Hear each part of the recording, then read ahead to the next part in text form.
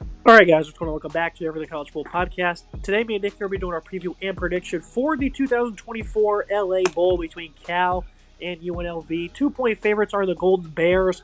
50.5 is the total. 9 p.m. Eastern Time on Wednesday, December 18th from SoFi Stadium in Inglewood, California. Getting things started with this Cal offense.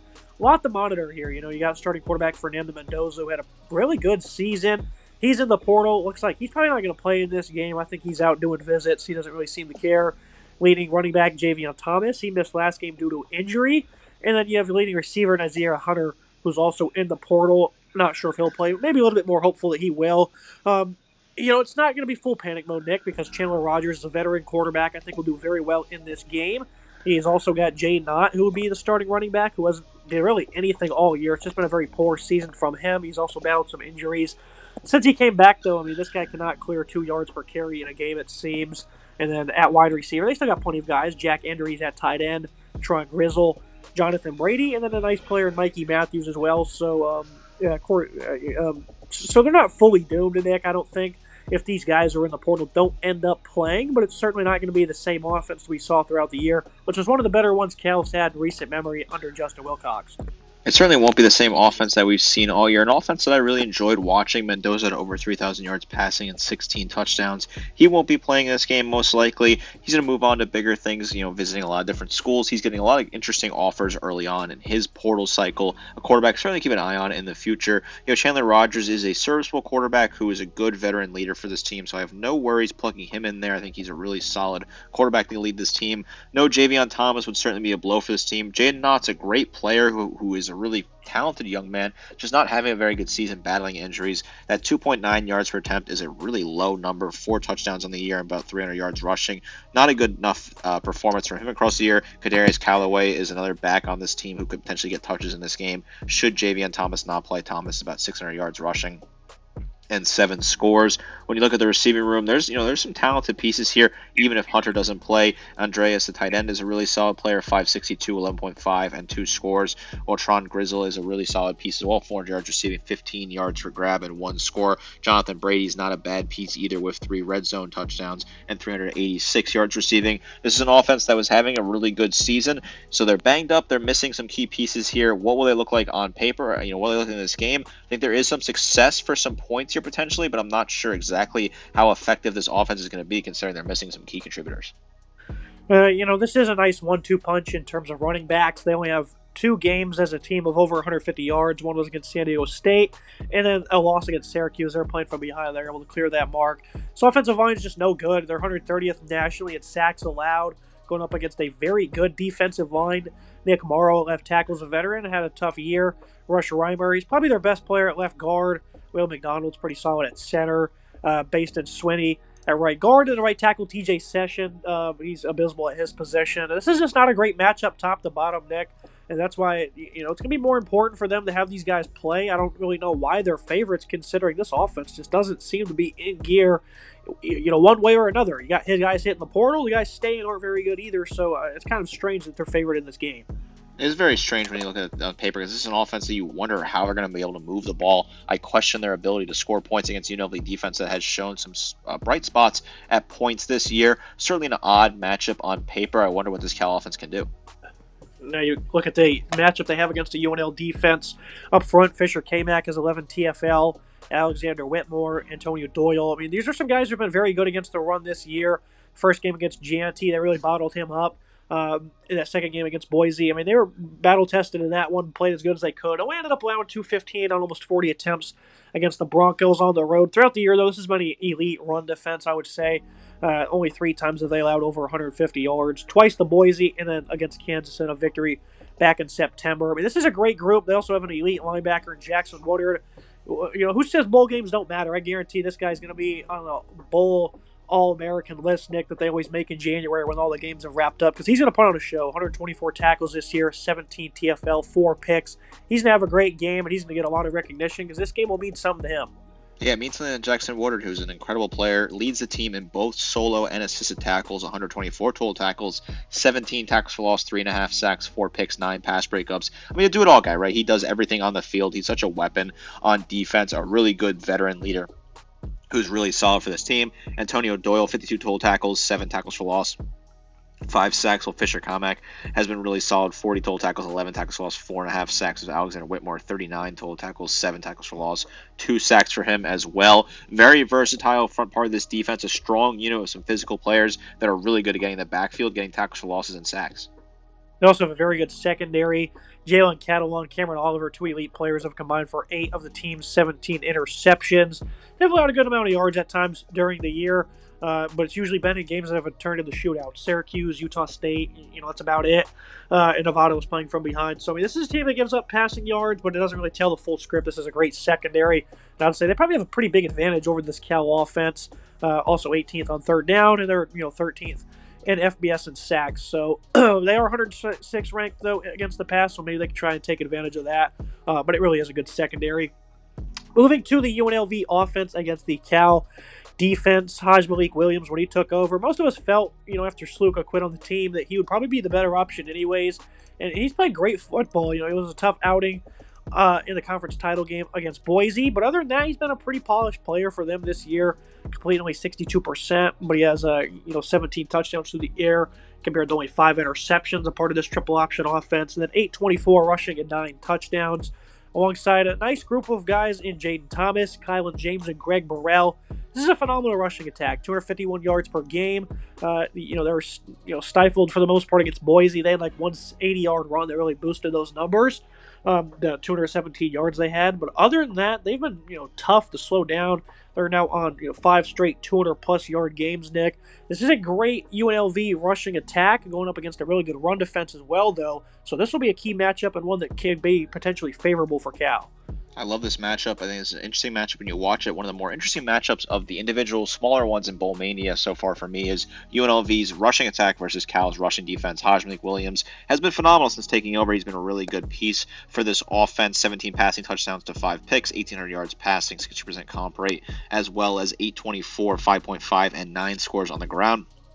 A do-it-all guy, a really good weapon in this offense, while Jadian Thomas has been solid as well, 846, 5.8, and 7 scores. Kylan James is a solid number 2 back, or number 3, given how you want to look at it, 16 for him on the ground, 7.5 yards per attempt, and 4 scores. This is a very deep rushing attack that's been really solid this year. They're solid on the ground, 250 yards per game, 5.6 yards per carry, and 2.2 touchdowns per game on the ground. Certainly a very strong unit that's going against a good Cal run defense that is holding opponents to limited numbers as well. 107 yards per game given up on the ground for the Cal rushing defense. This is a really intriguing matchup to watch, but I think UNLV has some talented athletes that they can take advantage and win that matchup.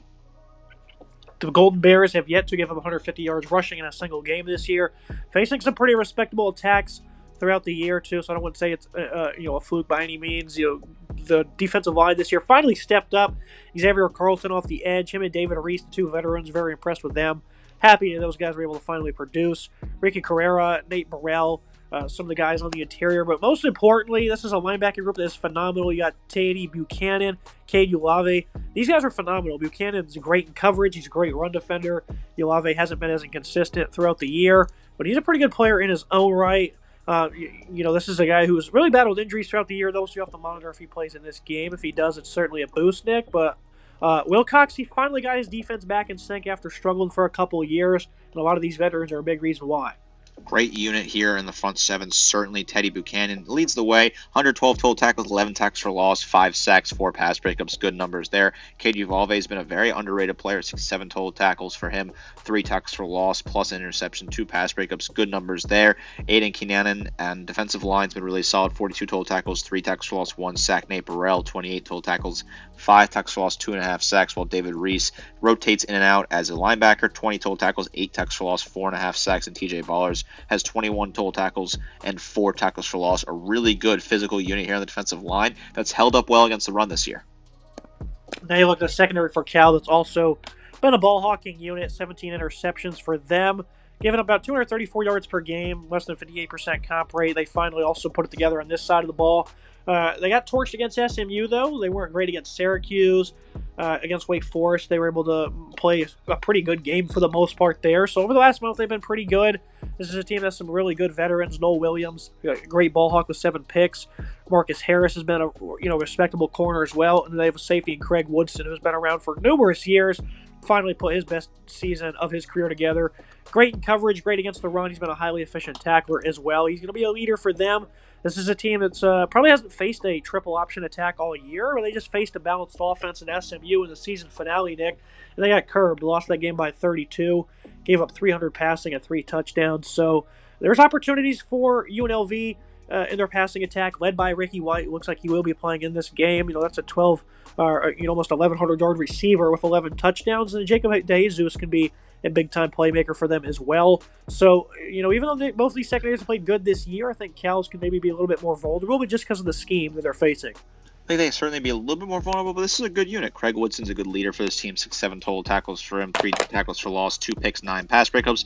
Noel Williams, a great ball hawking DB, really good in coverage. 50 total tackles, 7 interceptions, including one he took for a touchdown, 9 pass breakups. Great numbers there. Miles Williams has been solid, 50 total tackles for him, a pick as well. And then Marcus Harris has been good for this team, 44 total tackles, 2 tackles for loss, 2 picks, and 5 pass breakups.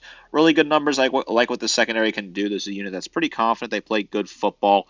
They're good against the pass as well, giving about 234 yards per game. Maybe a bit higher than you were hoping for, but still a solid number. When you look at this UNLV passing attack, really it's a two-headed monster, with one of those guys being significantly better than the other, and that's Ricky White. Nearly 80 grabs for about 1,100 yards for him, 13.2 yards per grab, 11 scores. If he plays, that's a big boost. If he doesn't play, it does damage the offense a little bit, but I think they can cope. Jacob DeJesus is a solid asset as well. 474, 13.9, and 2 scores. You would imagine Ricky White's going to play in his last collegiate game of his career. Been around college football for a while, really talented wide receiver. Want to see him go out on a bang potentially here.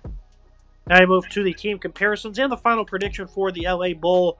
Quarterback, I think it's a clear edge if Mendoza doesn't play. At running back, maybe I'm being a little bit too respectful to the Cal 1-2 punch, especially if Thomas doesn't play. Then I think it's a clear flip to the Rebs wide receiver. I also think Ricky White's going to give them a big nod, even though Cal's certainly deeper.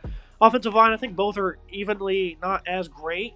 I think UNLV probably gets the nod there just because they run the ball so well, but they do rank 97 with tackles for loss allowed, so they're not exactly pristine, even though, what am I saying? UNLV does have a better offensive line.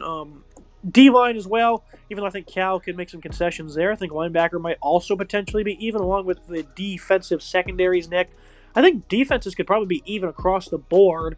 What are your thoughts on the team comparisons? Yeah, as I say, O-line has to go to UNLV. That's a little bit of an odd one there. I think they definitely have to get the advantage of the offensive line. They're a very physical unit compared to Cal that's struggled at times this year. I think the linebacking unit for UNLV could potentially get the nod, but I do like the sum of the whole part that they have over there at Cal Berkeley. And the secondary, I think you give it to Cal. I think it's a good secondary for Cal. It's really shown a physical ability to pick off opponents and get some nice interceptions, play good defense. I like the coverage assets they have there. That's a really good secondary, and this is a fair team of comparisons, across the board. The rest of the way, I like the way this looks. Final prediction from me. UNLV, I think they're going to win this one in a defensive scoring contest. You have some potential opt-outs, maybe with Ricky White to watch, but for Cal, you really don't know who's going to play into the portal and whatnot. So, but on the defensive side of the ball, nobody seems to be opting out for either school. Not many transfers, so I think UNLV, their defense is a little bit better than Cal's all around. You're going with more of a lopsided score, Nick. I really think this will just be a defensive affair, but UNLV is going to get the job done. He's even has 2-point underdogs. Can't really understand why they're dogs in this game, because top to bottom, they are the better team. Yeah, I certainly like the Rebs in this one. I think this is a very talented team. Also, they just hired Dan Mullen, who will take over in the future. I think that's a great hire. We'll talk about that more in the offseason, but I like that hire a lot for UNLV. This is a team I like watching. They're a fun team this year. They play really good football. I think both teams will have a decent fan attendance down there in LA. Cal being in the same state, and Vegas being a little bit closer to where this bowl is taking place than Cal Berkeley is. But I think they'll have good fan presence for both teams. I like UNLV to run away with this one. I just think that this offense is not going to be great for Cal, and actually some of the points that I'm giving there of that 24, I think will be a defensive touchdown for Cal. I'm calling that now, that they'll get a defensive touchdown in this game, probably a pick six, something like that, because I think they're just a really talented unit that can do that. I like their special teams as well for Cal. This is a very exciting game, though. I think you should throw some confidence points, certainly on UNLV. Not sure how many you want to throw on it, but maybe in the middle of the pack sort of range. I do like what this Rebels team can do. I don't really understand why they're underdogs, maybe just because it's a power of 4 versus a group of 5, but that seems like a bit of an unfair way to look at it. I like this matchup for UNLV. I think they win this game pretty comfortably. That's going to be it for today's episode. Make sure you guys like, comment, subscribe. See you next time.